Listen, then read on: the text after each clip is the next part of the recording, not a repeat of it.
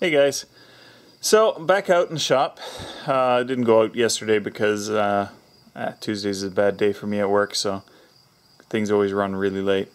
Anyways, today I'm going to work on turning this piece of steel into motor mounts. So I'm going to get those cut, welded. I'm going to do, one here, one there, one here, one there, and that'll mount the motor. And then for those turnbuckles that I'm going to use to tension it, I'll just weld half a link of chain to it, and I'll permanently trap the turnbuckle itself underneath it. I don't think it's going to be a big deal.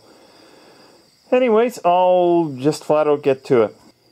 Oh yeah, and one of the guys had suggested about the turning those back knobs, whatever you want to call it, on the back of the motors there, turning them so that they're flat rather than tapered, bolting it to the faceplate for my lathe. And after much thought, I remembered, this is a bit of a junkyard here, but that's probably why I don't remember it's here. In here is my forejaw, and there is my faceplate. So I will give that a try and see how that's going to work. Actually, I wonder if that's going to be a bit of a problem. The faceplate is not slotted all the way in. I wonder if that's going to be a problem, because I don't think the motor spacing is quite that big. I might have to bolt the motor to something and then bolt that to the faceplate. But I'll work it out, no worries. Give that a try. Okay, so there's the brackets all shaped, cut the length. Yeah, they're still a little hot from grinding them to shape. Not 100% regular, but we'll be good to go. I just have to grind them to the right length, and then I guess weld them on. That's all there is left to do, really. Grind a little bit of a curve into the bottom of the ones that are going to go over the tube, but the other ones are going to need to be slightly cut at an angle to mate better with the outside tube. So I'm going to get that done, get that welded on, and then these motors could be on. And then I could say the motors are on, what I've been saying for quite a while now. Okay, then the next thing after that is figure out how I'm going to adapt this shaft to this gear. I got some 1 3/4 steel that I'll cut and turn to length. Okay, in case you're curious, that's how I use the bracket as a fixture, motor bracket for a fixture on how to position these tabs, weld them and keep them parallel and at roughly the same level. I shimmed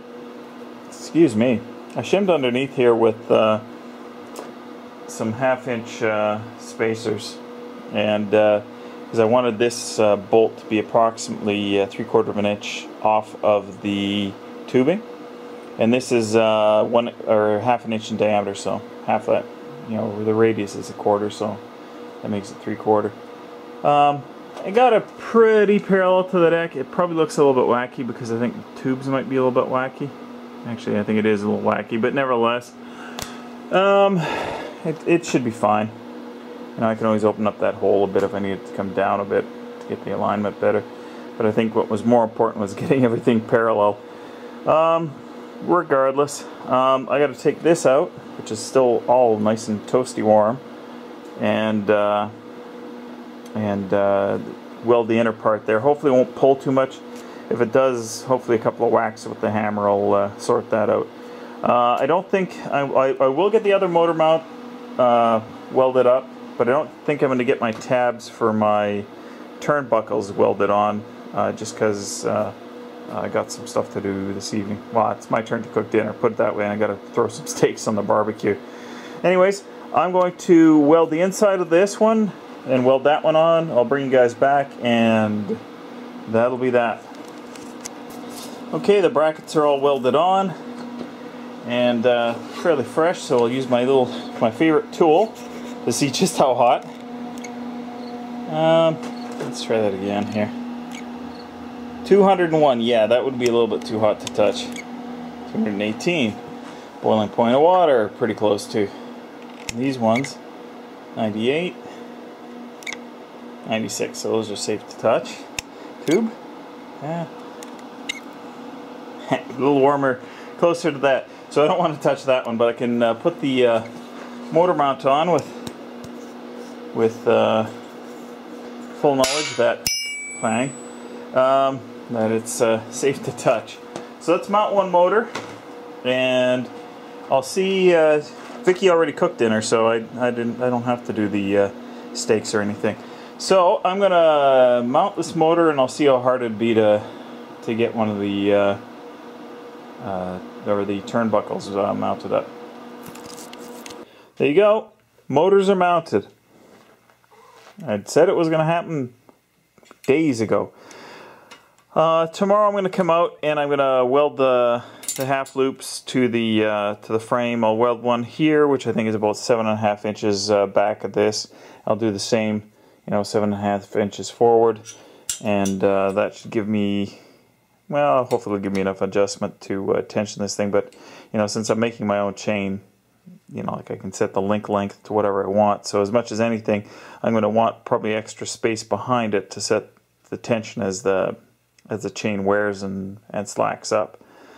Apart from welding those two things on, and any sort of mountings for the seats, I think that is nearly all of the welding that needs to be done to this guy. So we're well along here, and if I'm not riding on this thing on the weekend, I'll be surprised.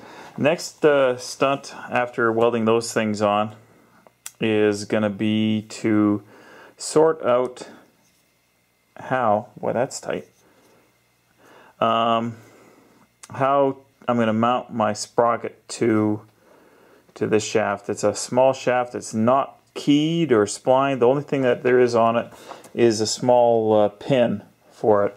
So that's probably going to be the weakest point of the whole setup here, is that pin. You can see it in there. It's just a roll pin and all that. Yeah, these motors are quite tight. It takes a lot of torque even with that hub on there to turn them. In any case, that's it for today, guys. Thanks a lot for watching.